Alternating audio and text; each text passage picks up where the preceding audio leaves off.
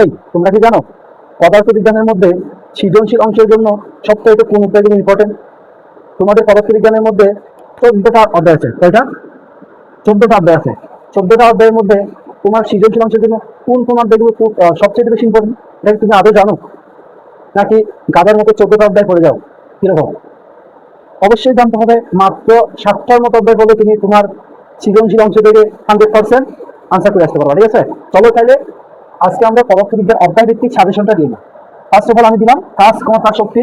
এখানে বেশ কয়েকটা অধ্যায় লিখে রাখলাম। তরঙ্গ শব্দ, আলো প্রতিফলন, চলতরিৎ, পদার্থের অবস্থা ও তাপ গতি, বস্তুর উপর তাপের প্রভাব। তোমরা একটা জিনিস খেয়াল করো, এখানে নীল কালারের পর্যন্ত আমি 7 অধ্যায় দিলাম। 7 পর্যন্ত 7 অধ্যায় দিলাম। এই 7 অধ্যায় তোমার সৃজনশীল অংশের জন্য অনেক অনেক বেশি ইম্পর্টেন্ট। ঠিক আছে, এই 7 অধ্যায় তুমি 100% করো, 100% নেই কি কবার শেষ করবা। ঠিক আছে, এরপরে আমি দিলাম 3টা এক্সট্রা অধ্যায় দিলাম, যেগুলো ব্ল্যাক মার্কার দিয়ে লিখা।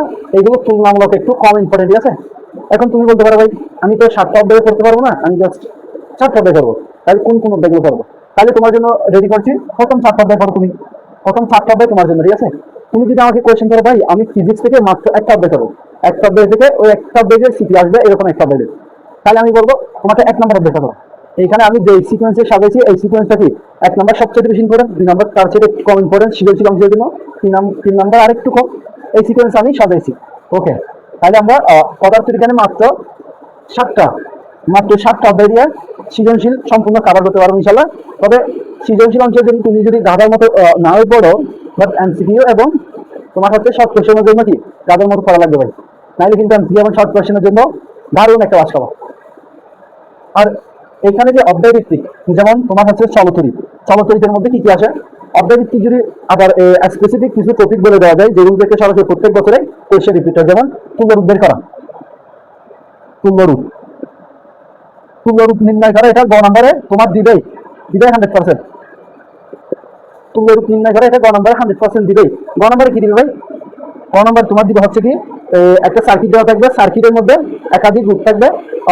2 নম্বর রুটের মধ্যে এবং 5ম নম্বর রুটের মধ্যে কি পরিমাণ বিদ্যুৎ যায় এটার একটা ক্যালকুলেশন করতে বলা হবে। নাইলে বলা হতে পারে তোমার বাসায় যে ফ্যান চলতেছে, ফ্যান ডেলি 3 ঘন্টা করে চলে, তারপরে লাইট আছে, লাইট চলে হচ্ছে তোমার 5টা লাইট ডেলি 2 ঘন্টা করে চলে, সর্বমোট মাসে কত টাকা কত ইউনিট বিদ্যুৎ বিল আসবে। এই ডিজাইনে কোয়েশ্চেনগুলো ঘ নাম্বার দিয়ে থাকে। ঠিক আছে, এই ডিজাইনে কোয়েশ্চেনগুলো ঘ নাম্বার দিয়ে থাকে। তাহলে চলতরি নিয়ে এরকম স্পেসিফিক কোন কোন টপিক থেকে কোয়েশ্চেন আছে এটা বলে দেওয়া যাবে। ঠিক আছে, এরকম প্রত্যেক অধ্যায় থেকে কোন কোন টপিক থেকে কোয়েশ্চেন আছে এটাও বলে দেওয়া যায়। ঠিক আছে, তোমরা যদি এরকম সাজেশন চাও তাহলে কমেন্ট বক্সে কি ইন্টারেস্ট লিখতে পারো। আমি অধ্যায় ভিত্তিক আবার বিভিন্ন টপিক ওয়াইজ সাজিয়ে দিব, যেগুলো বুট কোয়েশ্চেনে ভাবার রিপিট করছে। ঠিক আছে, ওকে, ধন্যবাদ সবাইকে, সালাম আলাইকুম।